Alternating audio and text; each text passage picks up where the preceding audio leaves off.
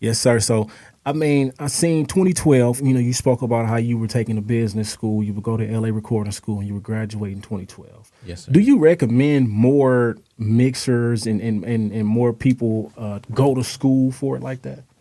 Nah, truthfully, like that's more so of like a. I feel like that was a business. I don't want to say scam because Oh, they taught what they advertised. You feel yeah. me? Okay. But I think it's just outdated. You know, kind of the stuff you're gonna learn in there is like you're gonna learn all the analog stuff, and in this day and age, a lot of engineers don't even run into analog stuff, and like you don't have to know how to run an SSL anymore. Like Yeah. you could just kind of learn Pro Tools, and you don't got to pay that much or spend that much time learning Pro Tools. It's a different ball game. Yeah, I mean, there's levels to engineering now, you know, like you could be the engineer that's just tracking, just hits a button and records and then passes it on to another engineer to mix or Yeah. you know, it's just about how far you develop your skills. Yeah.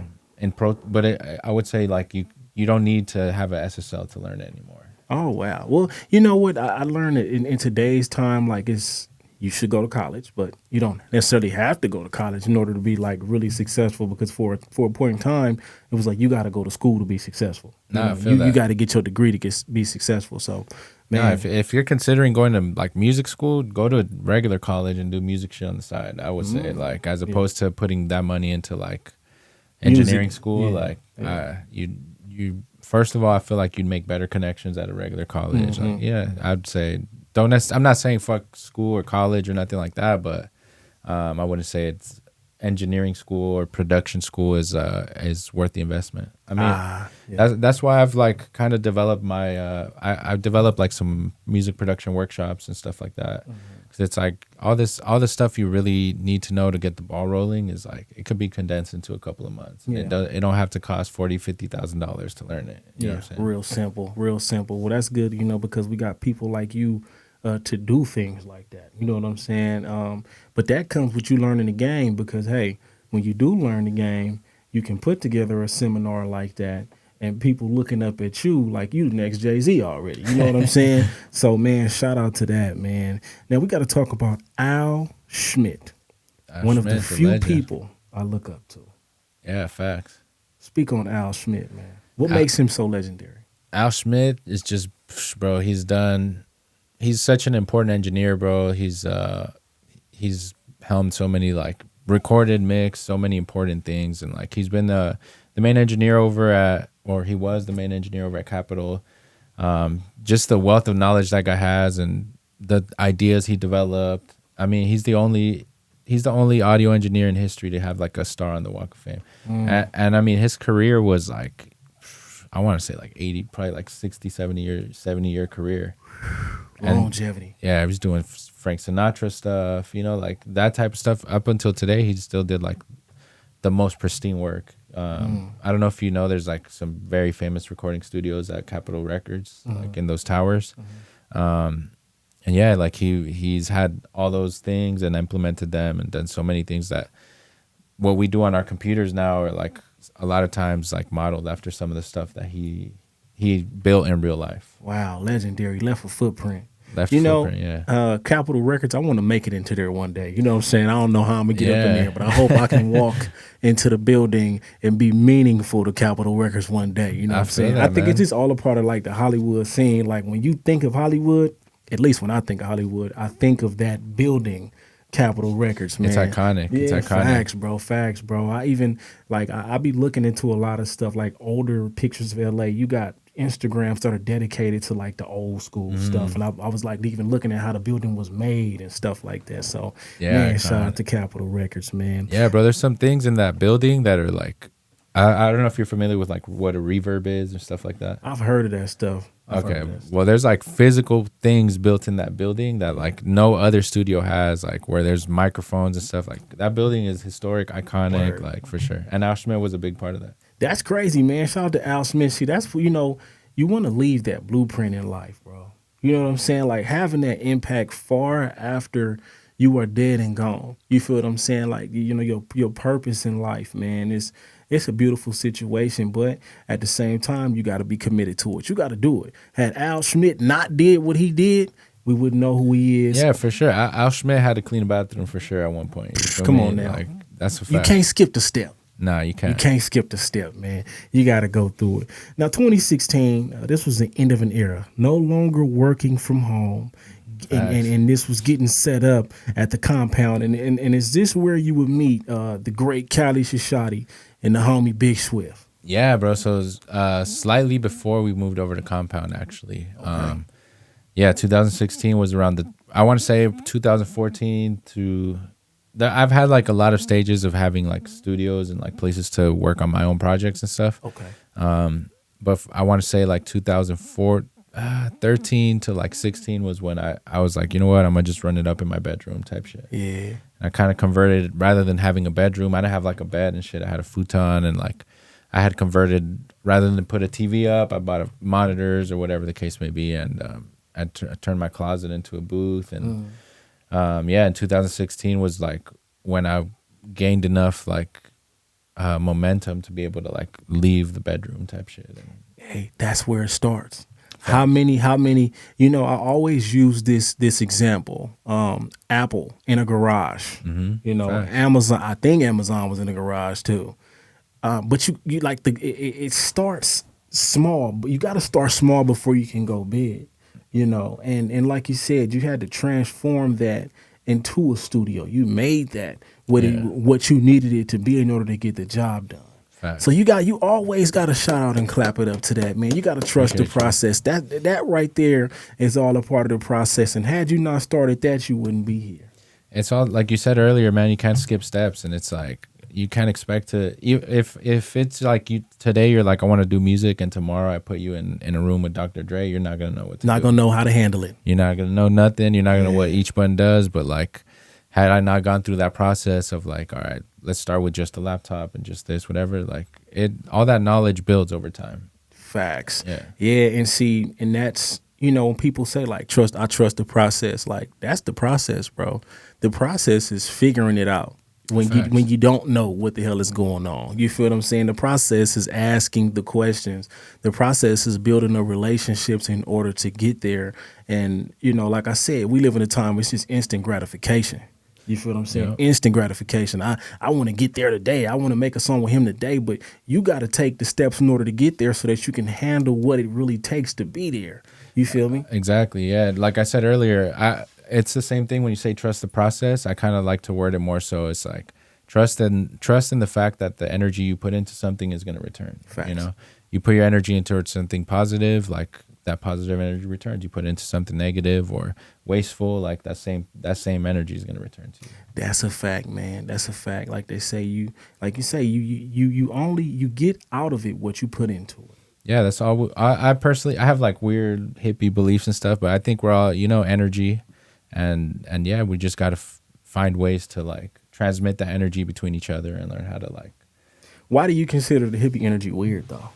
I guess weird because it's not traditional, like I don't believe in like a God per se, but oftentimes when I'm able to have these kind of conversations with people, like they'll say like, that's what it says in the Bible or like, da, da, da. And it's like, yeah, man, there's energy is real, there's truth out there. Yeah. And, there's some truths are undeniable, Yeah, that's a fact. That's a fact, man. You know what I'm saying? I believe in God. But I feel like the time that we live in, like our generation, I feel like it's not the same. You feel me? Like people are finding what they want to believe in and believing in. It's just so different now compared to like when our parents were here.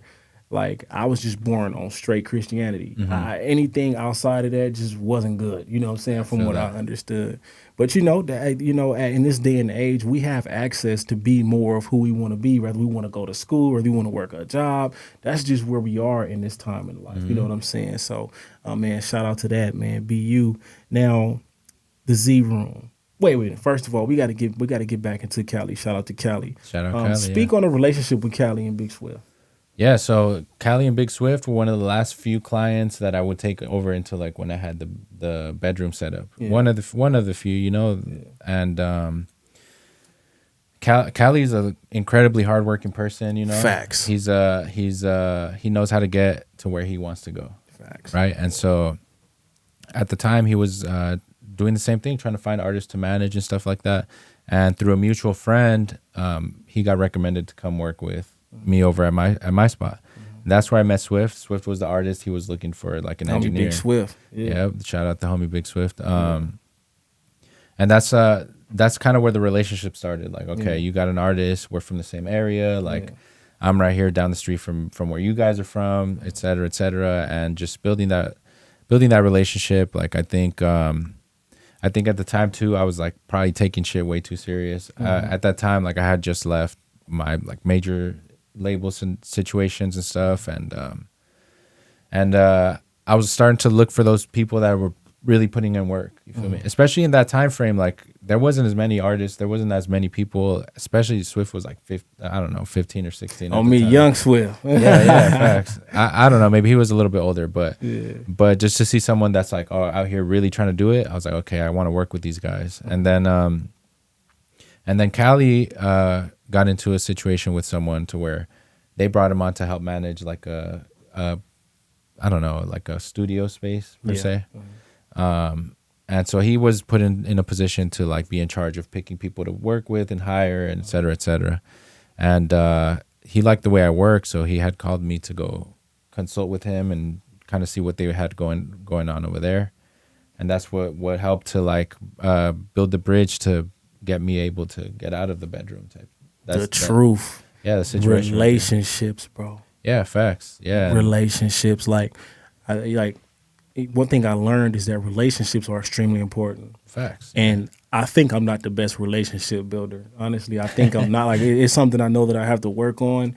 But relationships, like I said, one conversation, you get there through those relationships.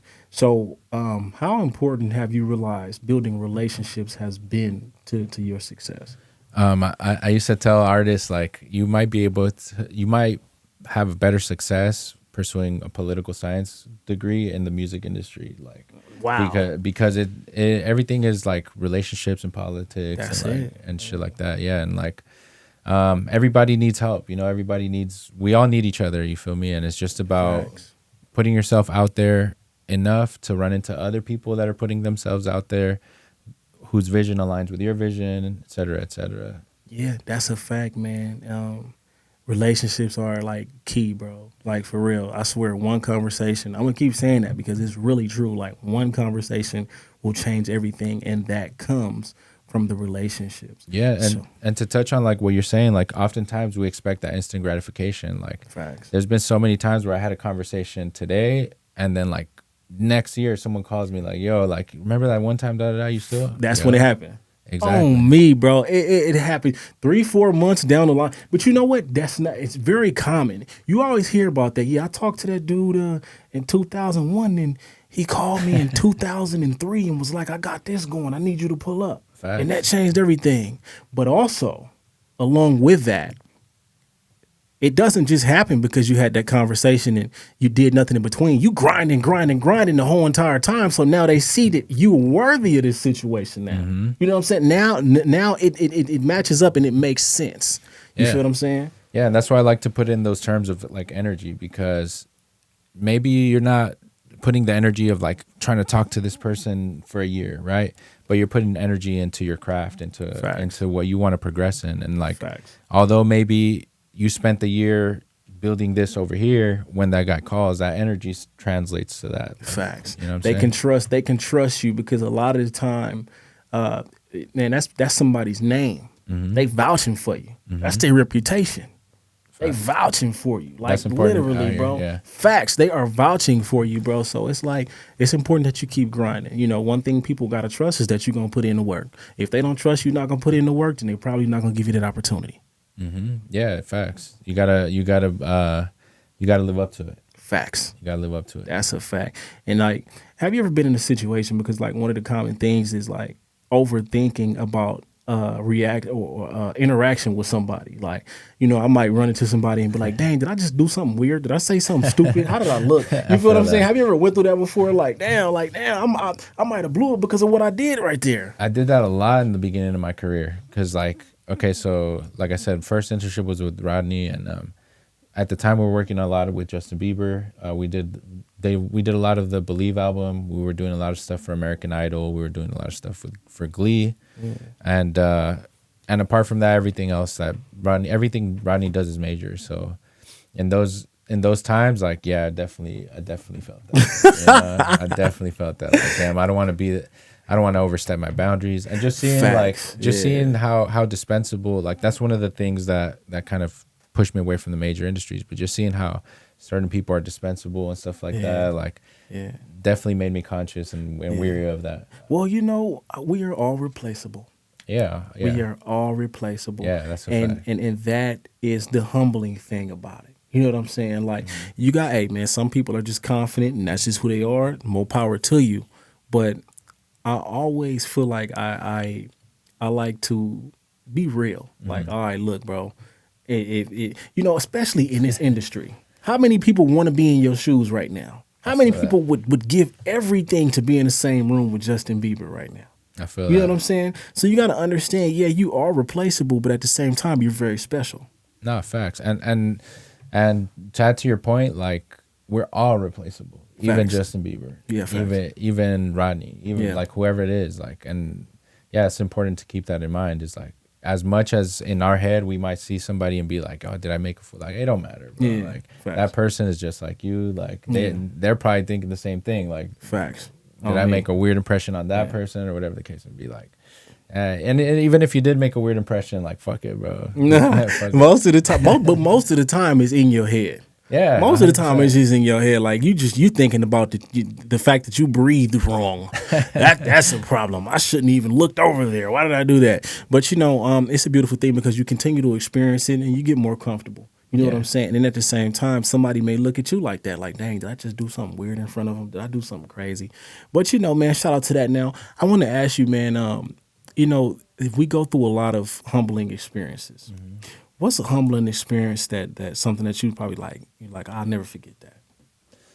I think, well, I feel like recently I faced kind of like a betrayal, you know? Okay. Yeah. I feel like that was something that I won't forget, because it's like, okay, like, at the end of the day, you know, like, you always gotta be careful. You know what I'm saying? Facts. Like, as much as you want to believe in someone or have love for someone or a group of people, you know, like, you gotta remember, like, because you feel a way, it doesn't always mean they feel a way. Like, Facts. Yeah. when you have something to offer, like, people will try to exploit that. You know? So I would say, like, betrayal is something that I faced a lot this year, actually. That I would say kind of put that into perspective for me. Yeah, that's deep, man. And the scary thing is you hear that this comes with it. You know? Oh yeah, like that's the fucked up crazy thing about it. You know, it's like it does seem to be something that's like normalized in this industry, or like, even if you know, like, oh, this person did that person wrong, like, it's kind of like, it's cool, they didn't do it to me, you know. Yeah. Like, it's almost, I don't want to say accepted, but normalized, I'd say. I mean, I think that you have to take it as it is what it is. Yeah, it's just part of the game. Because, and then the cold part about it is you still got to keep yourself in check and not blow yourself. You know what I'm saying? You still got to remain in the right headspace. Facts. You know, but at the end of the day, like, I think that like I said, that's what's going to separate the people who really want it from the people who say they really want it. Going through that stuff. Yeah, facts. And understanding that no matter what, you're going to go through stuff. Like, Facts. Well, it might not have been betrayal. It could have been something else, you know, like, and it could have been easier. It could have been harder, you know, like, don't let problems stop you from progressing. Like, Facts. those will be there forever. Yeah. Well, you know, that's what ultimately helps you gain the strength. You know, it's kind of like being in a weight room. You probably can't curl 10 pounds when you first get in, but a week later you can curl 10 pounds. You can curl 25 pounds. But you have to go through that. I can't really do it. I'm straining with it right now until you can get there. And the industry has a great way of making sure that you go through that and you develop that mental muscle. You know what I'm saying? That mental muscle. It's really there. So I want to talk about this post, man. January 15th, end of an era. The truth is, I'm lost in the sauce. I feel like the guy from Role Models. I'm unhappy at everything. Yeah, it's taking a toll on me being successfully self-employed. It has afforded me to sink into a deeper and deeper hole, this hole that I'm in. Also the stresses, also the challenges. But you said I need new challenges. I need new adventures. Yeah. So speak on that, man. Speak on digging yourself into this hole you say you dug yourself into. Yeah, for sure. Like for me, one thing that I kind of like failed to recognize early in my life was like that I struggle with mental health issues. Okay. Right? Okay. And so the way I coped or dealt with that was by like becoming a workaholic and like having, when I didn't want to deal with something, like I'm gonna just go to work. I'm gonna just like, and not recognizing that because I loved music that I was kind of like tarnishing this thing that I love, like this thing that I would use to escape. Like it's just like anything, you know, if you eat too much of your favorite ice cream, that shit gets boring. Yeah. You know, and like for a long time I kind of utilized my career, like especially like I said, the energy you put in is returned. So I would see progress, I would see like these accomplishments, and I got in the room with this person or whatever, and it just led me to like be like, all right, this is something that's growing in a positive direction. So let me put, every time I feel bad, let me put it into this, and put it into this, and put it into this. And so, yeah, like when I say, I mean, I try to think of it as a blessing because I got to have a great lifestyle, you know, like I get to be my own boss and everything like that. But it comes with a lot of stresses, a lot of things that is not talked about, you know, like that generally isn't seen. You know what I mean? Yeah. And so, yeah, that's how I dug myself into that hole, is just like not balancing like other things that are important to me, and kind of like relying on one thing too much to kind of like dictate your life in a way, right? And then on top of that, like we're discussing, it's kind of like a weird industry, and so those things started to become more and more prevalent and bigger. Like more people wanted to be in the Z room. Like more people started kind of like talking to me like, oh, okay, all of a sudden you're cool. Like, you know, and something I value a lot is honesty, you know, and I feel like because of that success and because of what I had built, like I started to lose more and more honesty. I started to lose more people that are willing to be like real and are now trying to just be like, yes, man. yeah, it's cool. It's cool because I want to be in the room, or like, you know, things like that. And yeah, like, so that's really what I took a step back and was like, I want to, at that time too, I was like primarily recording and mixing only. And something I had always kind of wanted to pursue was music production, and like just the music business that I'm seeing everybody else do around me. Like I started to take an interest in like, okay, I could do that type of stuff too. I could produce content and I can manage an artist or whatever the case may be. And I thought maybe in that way is like a way I could find ways to like fall back in love with it. And like I always love a challenge and stuff. So I was like, let me take a step back from trying to be like a studio owner, engineer, you know, like let me really explore like the things I've interest in and the things that are keeping me inspired and motivated. Yeah, so you have to, you know, it's consistent growth. You know, that's the constant growth in this situation. But also I think it's like having balance. You know, Yeah. like I said, a big part of what kind of tarnished it for me is like that I just did it too much. Like the answer to every problem was I'm gonna just go to the studio. I'm gonna just go to the studio. Like, and to the point to like where I said it kind of like fucked it up a little bit for me. Yeah. Did it so it took some of the love out of it for you? Yeah, definitely. Like I had this idea of like, all right, I'm gonna be in the music industry and I'm gonna be surrounded by creatives and we're all gonna want to build this, and like then you really get into it and it's like it's not like that. Not like that. Oh, that. No. It's not like that. See, I was talking to the homie the other day. I said, you know what, man? You do this stuff, right? And you have those splashes of those moments where it's the big, man, I just did that. We just went up. It was fun. because the thing is, we spend so much time grinding. You know, it's way, you're doing way more of like putting in the work than celebrating.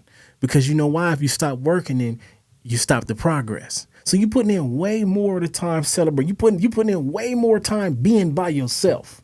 and having to really deal with the problems and understanding I am worried about this. I am stressed out about this. This is going on. That's going on. You spend way more time in that than you actually do celebrating and actually being able to enjoy the fruits of your labor.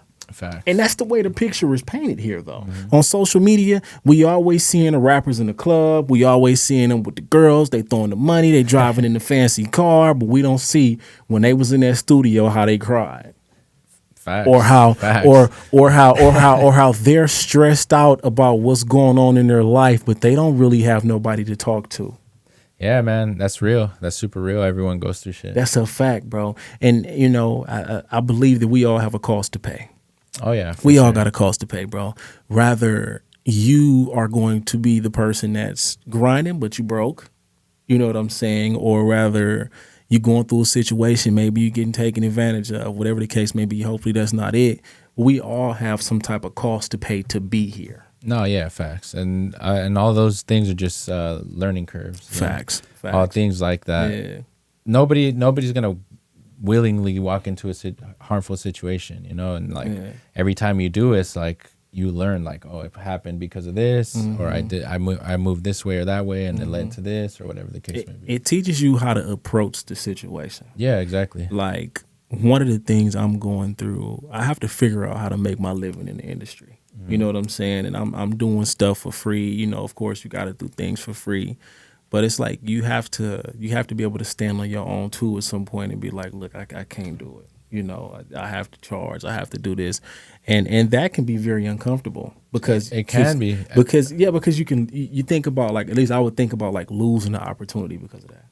Nah, I feel that. I mean, what I'll say to that is like you got to think of that as like a stepping stone. Facts. You get what I'm saying? Like there is a time for doing free. There's a time for like your energy paying, you feel me? But then there's also that time where you've put enough energy where that investment is now, you know what I'm saying? You got to recoup on that investment. Facts. And it's just part of the game, you know, like you gotta force people to respect that in a way, you know, like, and you have to respect yourself. Exactly. You know what I'm saying? You got to respect yourself. Now, Z.God, man, speaking of investments, you know, we sitting right here, you know what I'm saying, at what we, what I visualize as the new, you know what I'm saying, Z Room. Let them know about what's going on right now, Z.God. Yeah, man. So earlier in the year, I actually closed down the original Z Room over at Paramount. I feel like the place got stale, you know, like it got kind of just like, again, it was time for a new challenge. And so I had been developing all these different things like community events and like I mentioned earlier, music production workshops and just events in general and stuff. And so I had been looking for a space to kind of grow into, find my own building and stuff. And yeah, over time, it took a few months, you know, and I found a place finally, and slowly been piecing everything together. First things first, put the studio back in here. But now taking it further and having a place to expand on those workshops and to expand on those events. And like, I definitely want to get more into like content creation and like having a space for that. That's right, man. So, you know, y'all make sure y'all tap in with Z.God. It's going up. It's only up. Real quick, I'd ask this last question. Z.God, what do you clap it up for, bro? I'll clap it up for progress. You know, I'll clap it up for progress. It may not always feel like it, you know, but time moves on and we grow, you know, we grow. And so, you know, I'm grateful for that. I'm grateful that even when it doesn't feel like we're growing, we're growing. Exactly. Yeah. And straight like that, y'all got to know it's only up. Clap it up. My God, thank you so much, bro. Yes, sir. Man, appreciate y'all.